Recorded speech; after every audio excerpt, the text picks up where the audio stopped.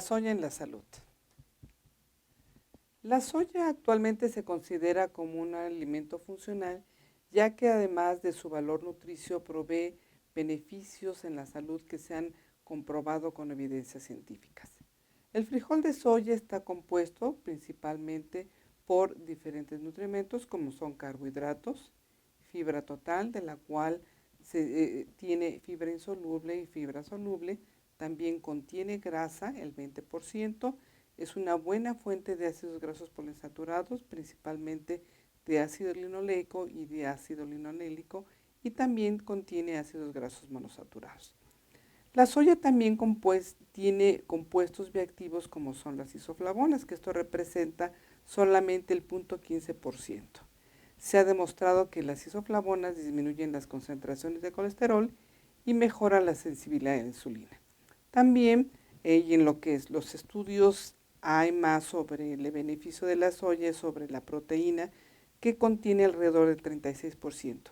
La soya es una de las únicas leguminosas que tiene esta cantidad de proteína de soya.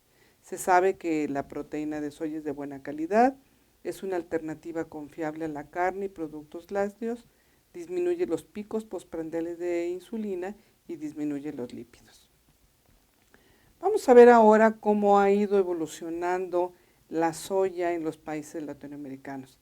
A diferencia de los países orientales donde la soya es una leguminosa altamente consumible en estos países, en México las soyas y en los países de Latinoamérica, la soya se introdujo a Latinoamérica por aliviar los graves problemas de nutrición. Tanto el doctor Scrimshaw como el doctor Beresani empezaron a combinar proteínas de origen vegetal y para controlar todos estos graves problemas de desnutrición. Posteriormente, ya en los 70 se empezaron a desarrollar una gran variedad de productos a base de soya. La soya se empezó a utilizar en los desayunos escolares en México. Actualmente hay programas sociales con soya en Latinoamérica y también se han empezado a desarrollar microempresas autosustentables en pequeñas comunidades para controlar estos graves problemas de desnutrición. Sin embargo, también debido a los avances de la nutrición, cuando la biología molecular llegó a los laboratorios de nutrición, se empezó a conocer más acerca de la nutrigenómica de la soya. ¿Esto qué quiere decir? Cómo conocer los mecanismos de acción de la proteína de soya a nivel molecular y con esto poder hacer recomendaciones más precisas y darle a conocer al público en general los beneficios de esta leguminosa. También ha habido un gran avance en la ingeniería genética y que esto nos ha permitido que exista mayor producción de soya por hectárea que garantiza la sustentabilidad.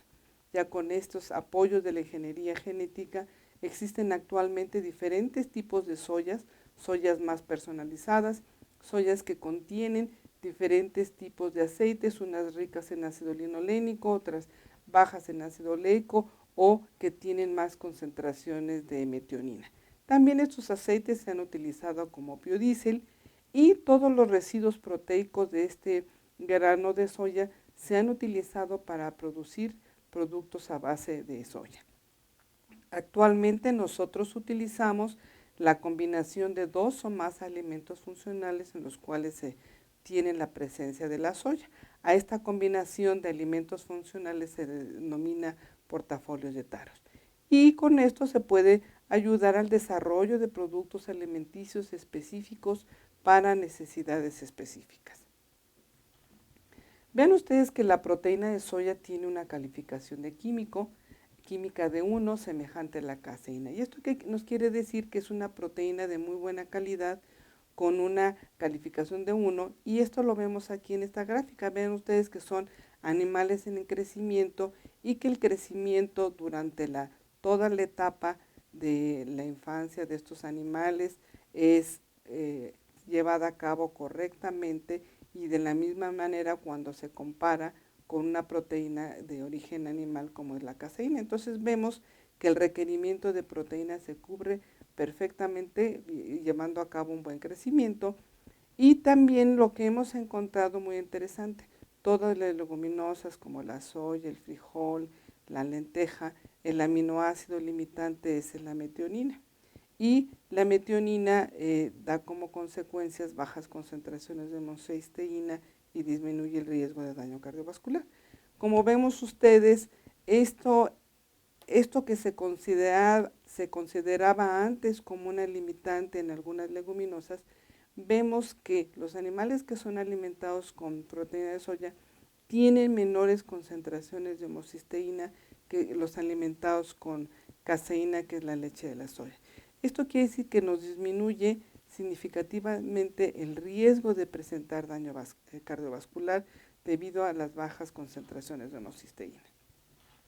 Posteriormente, vean ustedes que ya desde 1979, con los estudios del Dr. Bernard John, Neven Scrimshaw, Benjamin Torun y Fernando Viteri, una de las principales autoridades en la nutrición en esa época, demostraron las primeras evidencias de que el consumo de alimentos con proteína de soya apropiadamente procesados eran bien tolerados, de buena calidad proteica y que pueden ser utilizados en todo el rango de edades. Ven ustedes que ellos probaron el aislado de soya, harina de soya, también harina con la presencia de la grasa, suplementadas con metionina, y vean que el crecimiento de tanto recién nacidos como prematuros tienen un crecimiento normal en todos los casos. Entonces podemos considerar que los alimentos a base de soya pueden llevar a cabo un crecimiento adecuado. Nuestro laboratorio se ha enfocado principalmente al mecanismo de acción de la soya. ¿Qué pasa con la soya cuando nosotros la consumimos? ¿Qué pasa con los diferentes componentes de la soya, como son su patrón de aminoácidos o la presencia de compuestos bioactivos como las isoflavonas? Las principales isoflavonas en la soya son la daxeína, la genesteína y la gliciteína. Pero la soya, cuando la consumimos, produce un cambio hormonal, principalmente de insulina o de glucagón. ¿Qué pasa cuando nosotros consumimos la soya en el interior de la célula? ¿Qué proteínas se van generando o se van modificando después del consumo de la soya? ¿Qué factores de transcripción también son modificadas después del consumo de la soya?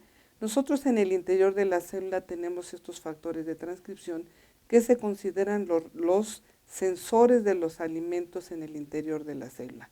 Estos factores de transcripción van a unirse a regiones específicas de genes específicos, aumentando la transcripción, produciendo un RNA mensajero específico que se conoce como el fenómeno de transcriptómica. Este RNA mensajero va a producir una proteína específica y esta proteína va a formar diferentes metabolitos. Lo primero que hicimos es ver qué factores de transcripción se veían modificados por el consumo de la proteína de soya. Vean que cuando nosotros consumimos dietas altas en hidratos de carbono, aumentan las concentraciones de glucosa, de insulina, disminuye las concentraciones de este factor de transcripción INSIC2 y esto va a hacer que aumente un complejo de SRBP1-SCA. SRBP1 es el factor de transcripción que sensa las concentraciones de insulina. Este factor de transcripción viaja del retículo endoplásmico hacia el aparato de Golgi, ahí se procesa y regresa y se va a unir específicamente a genes involucrados en la síntesis de ácidos grasos.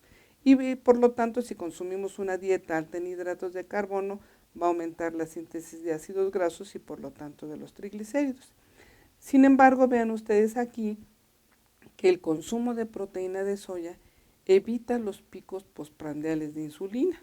Esto es muy interesante comparado, por ejemplo, con la caseína. Y no es que la caseína sea mala, sino que el patrón de aminoácidos es diferente del de la proteína de soya que el de la caseína. Y esto le da un beneficio extra a la proteína de soya, disminuyendo estos picos postprandiales de glucosa. Posteriormente vimos cómo estaba este factor de transcripción. Recuerden que este factor de transcripción sensa las concentraciones de insulina y lo que queremos es de que cuando yo consumo un alimento no me aumenten tanto las concentraciones de insulina porque esto se va a ver reflejado después en un aumento en la síntesis de lípidos. Aquí utilizamos un análisis por Northern Blot en el cual la intensidad de la bandita indicaba un aumento en la expresión de un gen. vean que los animales que eran alimentados con proteína de soya tienen menor expresión de este factor de transcripción SRBP1. ¿Y qué consecuencias tiene esto? Que vean ustedes aquí cuando analizamos los hígados de las ratas alimentadas con proteína de soya, tienen menores depósitos de lípidos en el hígado que los animales que fueron alimentados con caseína. Entonces, ¿qué es lo que podemos concluir? Que la proteína de soya disminuye los picos postprandiales de insulina, disminuyendo el factor de transcripción SRBP1, disminuyendo la lipogénesis y por tanto las concentraciones de triglicéridos. Posteriormente empezamos a ver si era el patrón de aminoácidos o la presencia de algunos compuestos los que disminuían la secreción de insulina, para lo cual incubamos islotes pancreáticos con el patrón de aminoácidos después de haber consumido caseína o con el patrón de aminoácidos después de haber consumido proteína de soya. Y vean ustedes que la secreción de insulina es significativamente menor en los islotes pancreáticos que fueron incubados con el patrón de aminoácidos de la proteína de soya, y que la presencia de las isoflavonas también disminuye significativamente la secreción de insulina. Otro hallazgo muy importante es el índice glucémico de los alimentos. El índice glucémico de los alimentos nos indica qué tanto nos sube la glucosa después del consumo de un alimento. Y vean ustedes aquí, cuando yo utilizo un alimento estándar que son 50 gramos de glucosa, vean, estas son las concentraciones de glucosa en el ayuno, cómo aumentan rápidamente y tienden a disminuir durante el postprandio. Sin embargo, las bebidas de soya tienen un índice glicémico bajo, de 4 a 18, lo que nos indica, entra en este rango, que estos alimentos pueden ser consumidos por los pacientes, por todo el público en general y también por los pacientes que tienen diabetes tipo 2. Hay que hacer hincapié que este beneficio se ve cuando se consumen productos como bebidas de soya tipo leche que al menos tengan 6 gramos de proteína en una porción de 200 a 250 mililitros.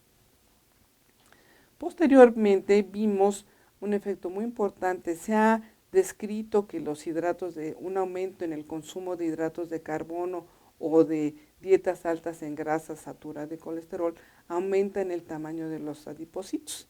Sin embargo, no existía evidencia de que la proteína dietaria pudiera tener un efecto en el desarrollo de la obesidad. Y para lo cual hicimos aquí un estudio, fueron 4 grupos, animales que fueron alimentados desde el destete a su etapa adulta con proteína de soya más una dieta alta en grasa saturada de colesterol, con caseína o con caseína y una dieta alta en grasa saturada de colesterol. Y ven ustedes, volvemos a demostrar aquí que los animales que son alimentados con proteína de soya crecen igual que un animal alimentado con caseína. Sin embargo, vean ustedes que en la etapa adulta, los animales que son alimentados con proteína de soya ganan menos peso que los que son alimentados con caseína, y esto no es debido a que sea la proteína de soya una proteína de mala calidad, sino cuando analizamos nosotros la cantidad de grasa corporal, vimos que los animales que eran alimentados con proteína de soya tenían menos grasa, e inclusive cuando consumían la dieta alta en grasa saturada, que los animales alimentados con caseína. Y esto lo vemos reflejado aquí en el tamaño de los adipocitos. Vean ustedes que el adipocito es la estructura elemental del tejido adiposo, y mientras más grande lo vemos, quiere decir que es un adipocito ya anormal, disfuncional. Vean ustedes que los animales que son alimentados con caseína tienen adipocitos más grandes que los animales alimentados con proteína de soya, y que además los animales alimentados con proteína de soya, aún en la presencia de grasa saturada, tienen adipocitos menores que los que son alimentados con caseína y grasa saturada. Entonces vemos que también la proteína de soya juega un papel muy importante en el desarrollo de obesidad.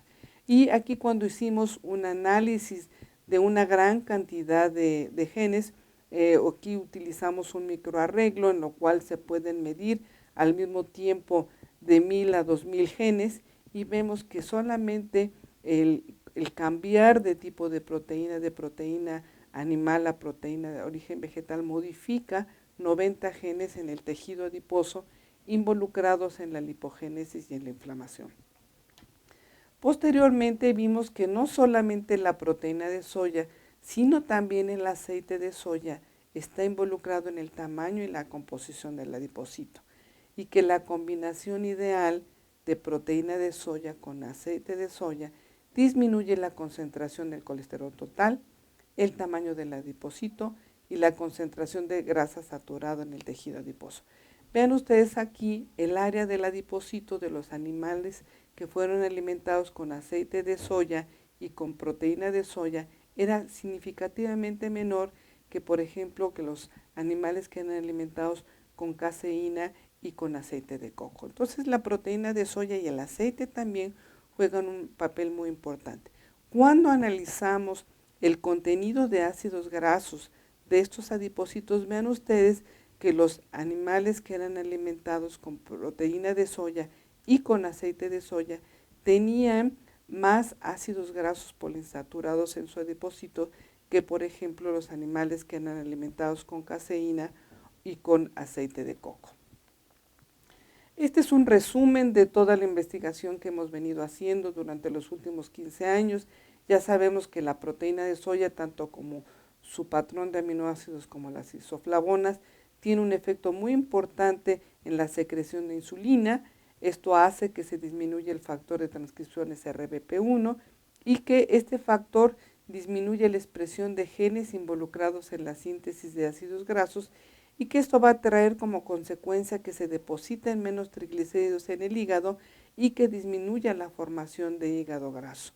También hemos visto que la proteína de soya disminuye significativamente el depósito de triglicéridos en el tejido adiposo y que esto contribuye a que no se regresen estos triglicéridos al hígado, disminuyendo así la formación de hígado graso.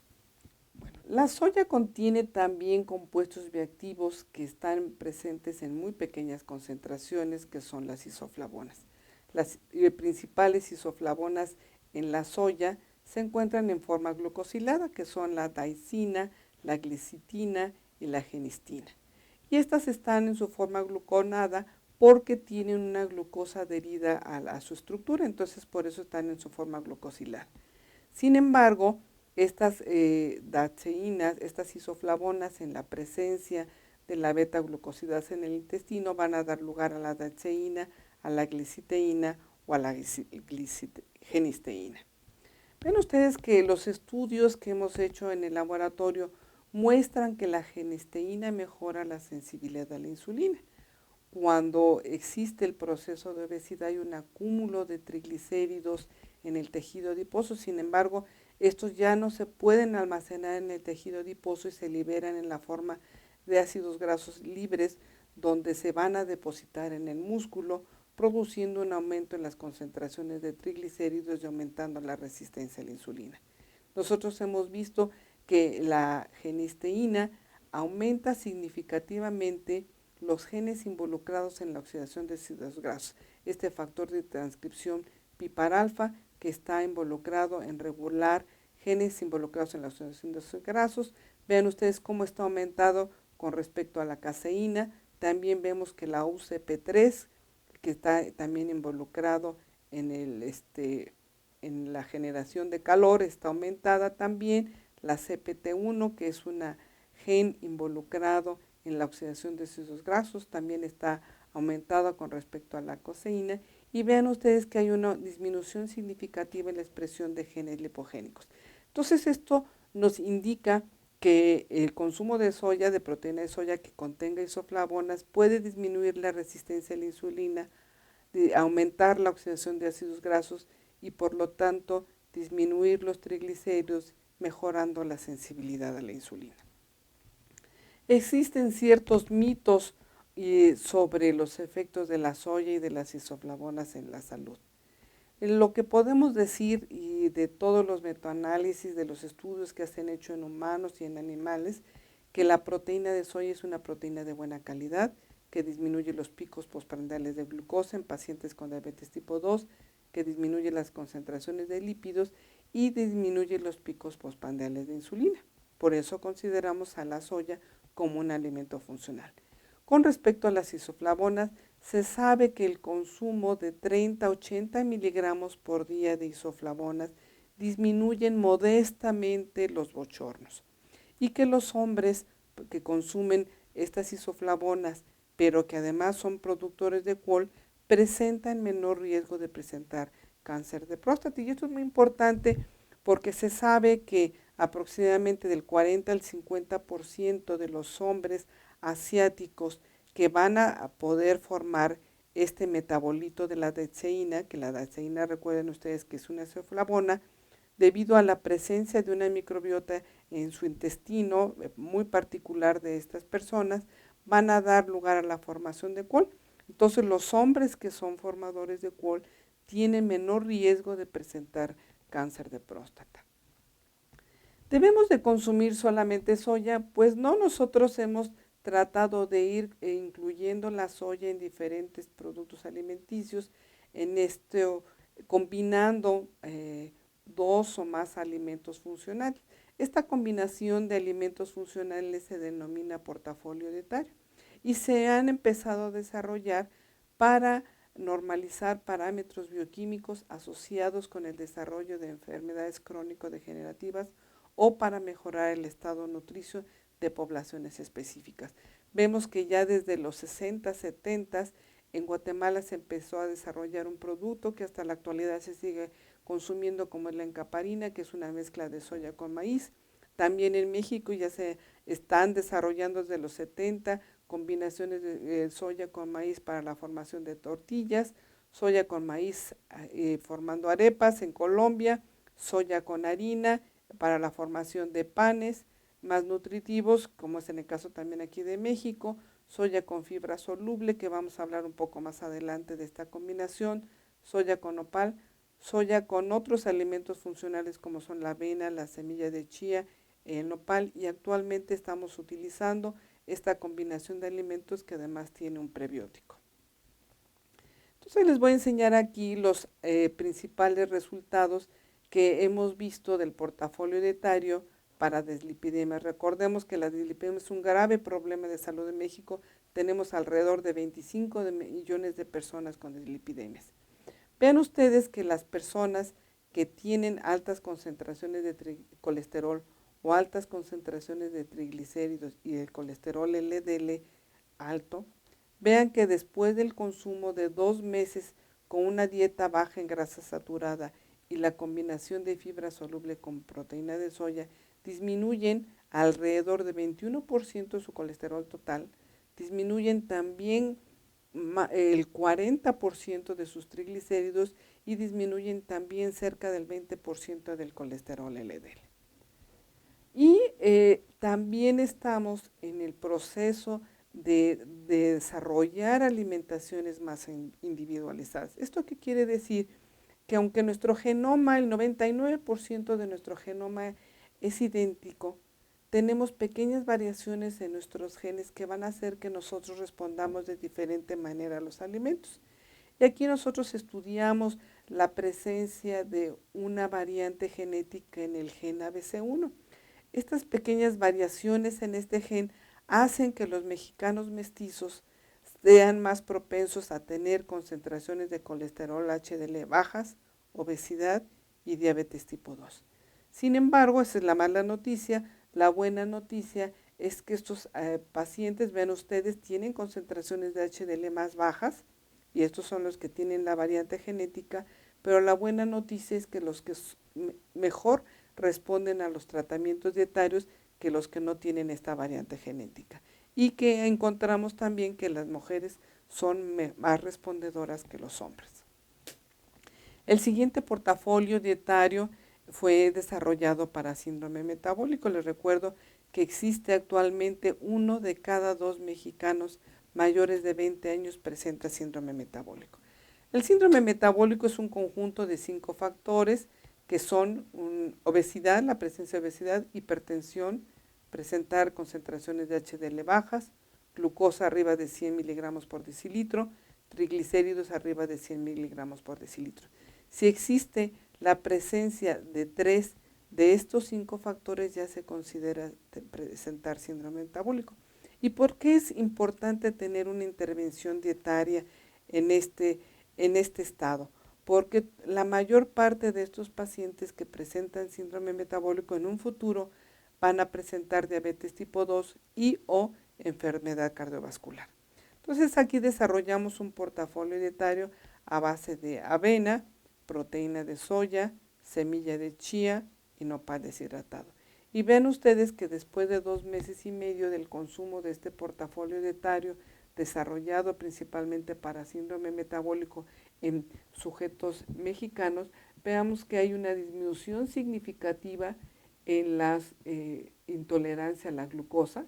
Y vean ustedes que esto no se vio con los que consumieron el placebo, pero vean que los que consumieron el portafolio dietario disminuyeron significativamente la intolerancia a la glucosa, disminuyeron también el área bajo la curva.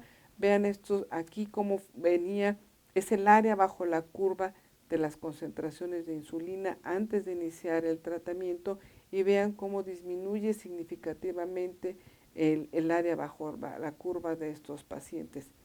También disminuyeron significativamente la proteína C reactiva, que es una proteína que nos indica inflamación. Vean cómo disminuye significativamente los que consumieron el portafolio dietario y que también hubo una reducción significativa en las concentraciones de triglicéridos. El siguiente portafolio dietario que hemos desarrollado es para diabetes. Se estima que actualmente existen de 10 a 13 millones de personas con diabetes tipo 2 en México. Y aquí interesantemente encontramos que la combinación de, por ejemplo, una hamburguesa de texturizado de soya con un vaso de soya disminuye significativamente los picos postprandiales de glucosa en los pacientes con diabetes tipo 2. Vean ustedes qué es lo que pasa en un paciente con diabetes tipo 2 cuando consume un desayuno alto en hidratos de carbono, después de que se consumen un refresco. Ven aquí que rápidamente aumenta la glucosa y disminuye, hasta alcanzando valores de 180 o más de 180 miligramos por decilitro.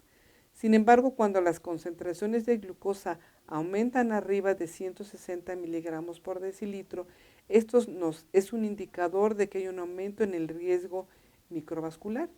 Sin embargo, vean que los pacientes con diabetes tipo 2 que consumían esta hamburguesa de texturizado de soya con leche de soya, disminuían significativamente los valores, los picos postprandiales de glucosa a menos de 135 miligramos por decilitro.